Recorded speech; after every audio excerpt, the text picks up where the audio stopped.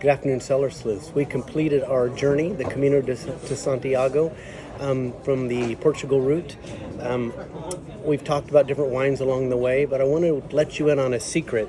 This is our second Camino. We did the Camino Frances a couple years ago, and I wanted to share with you, we stopped at several albergues, and we'd stop and we'd have our rosé in the afternoon. That was our classic way of ending the day, letting ourselves know that we could put our feet up and take our packs off for the day.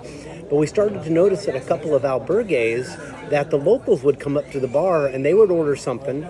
They'd pull a Jack Daniel's bottle or a Pepsi bottle out from underneath the bar with a bright glowing green gold liquor in it. They'd take a couple shots and they'd leave.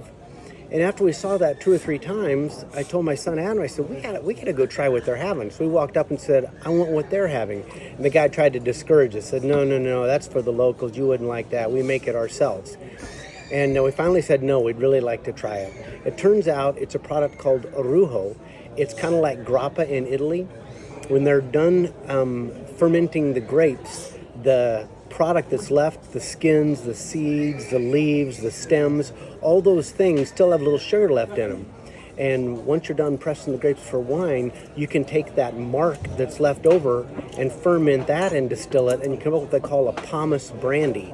And that's what grappa is. In Spain, it's called orujo. And orujo comes in a couple different flavors. When you distill it, it's clear, water white, just like all distilled beverages. But they flavor theirs with herbs. So you get orujo de herba.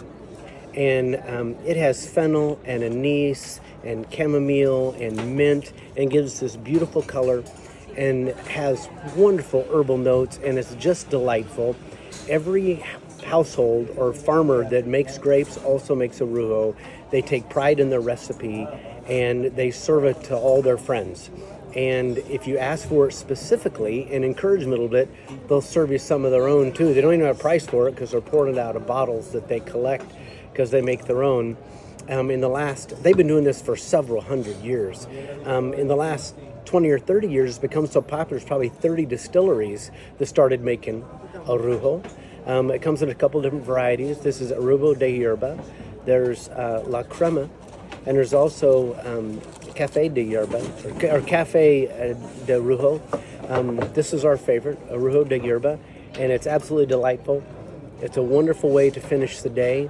But all along the Camino, you'll befriend the locals if you start drinking what the locals drink, and it's exciting because it's unpolished. And it's just delightful. It's another way to taste the earth and enjoy Spain.